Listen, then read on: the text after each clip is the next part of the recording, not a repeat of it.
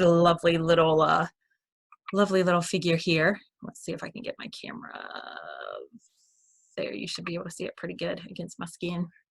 Kind of looks like an X at the top of two sticks, or like a kind of a fancy M, an M with some extra little lines there. And this is Mannuz. Mannuz. M-A-N-N-U-Z.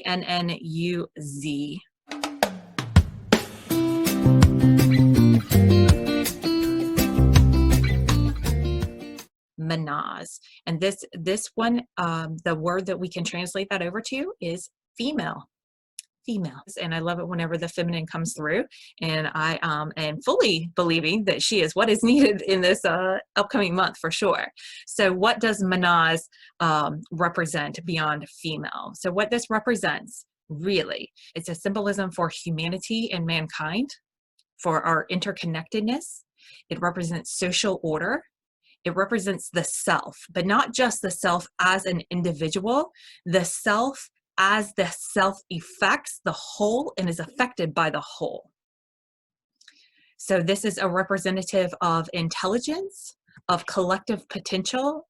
It represents the common experience. It represents family, community. It's the symbol for mankind, where each of us is interconnected with everyone around, even if it isn't clearly visible. I mean, how perfect can this symbol be to come forward at this time? Are we not given, I'm getting chills, are we not being given this powerful opportunity to reflect on and to recognize our interconnectedness, even when it's not clearly visible? One person is powerful enough to affect the whole of mankind, is what this female representation is all about. One person is powerful enough to affect the whole of mankind. And one person, every person has a role in the development of this common experience. So if we think as individuals, we are powerless in the situation, or our choices do not affect the whole, this is coming forward to remind you, while you are an individual, you cannot move, and the world cannot move around you without you being affected and you affecting the other. So the autonomy amongst the collectiveness doesn't remove you from the collectiveness. So yes, the development of common experiences, each is affected by the actions and energies of others around. Hello, if we're not feeling this right now, I mean, are you even alive? Pretty much, because we can't engage on social media. We can't engage even just one-on-one without understanding how much the actions and energies of others around affect us. Right? So no matter the relationship and no matter the identity label that you put on it, what matters is your own energy and the collective potential that each of us hold to either enhance or degrade the collective. How powerful and how cool is this? I mean, I don't know what y'all have been focused on for the last 6 weeks, but I just find that this falls like right into line with everything else that has been coming information-wise into my world. So again, no matter the identity, no matter the label, no matter what it is that you call the relationship, what matters is not that label, is not the word that we use to identify it. What matters is your own energy and the collective potential that each of us have to either enhance or degrade.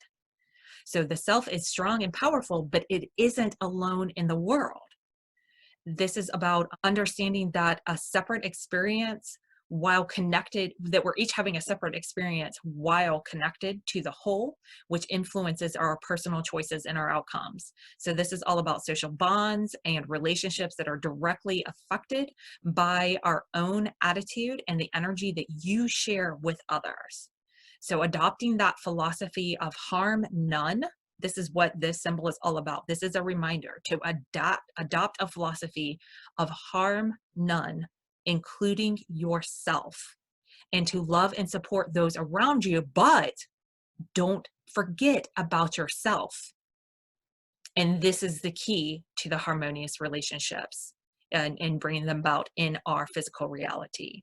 So with this rune coming forward, we can expect that we will have support in order to reach our goals. And this is why I find this to be such a powerful rune, is because yes, this is about your goals, your own individual experience, and you are powerful enough to affect all of it, but you're not going to do it on your own.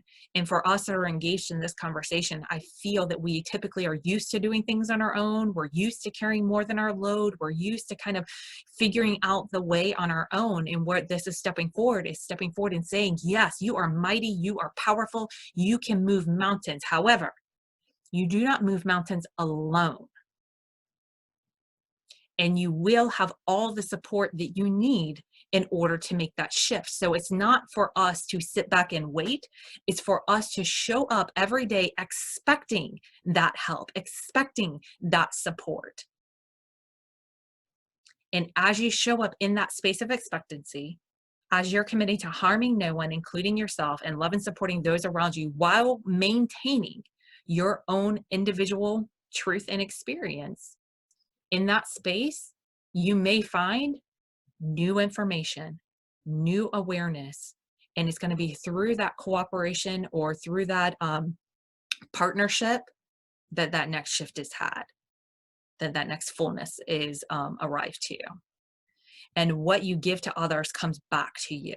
That's what this is all about. So where we think, oh, I'm going to withhold, or they just don't get it, or I don't need to explain myself, whatever that thing is that comes up that you think you're doing to another, this is helping you to realize you can never do it to another without doing it to yourself. And you can do anything that you put your mind to, but you have to address the whole while you're addressing the one. And you can't forget about the one, and we need to recognize the one and the power that the one has to affect the whole. It's that whole, interconnectedness. Gotta love it. So this is the energy and the symbol that rules and governs holistic healing and this holistic approach to life.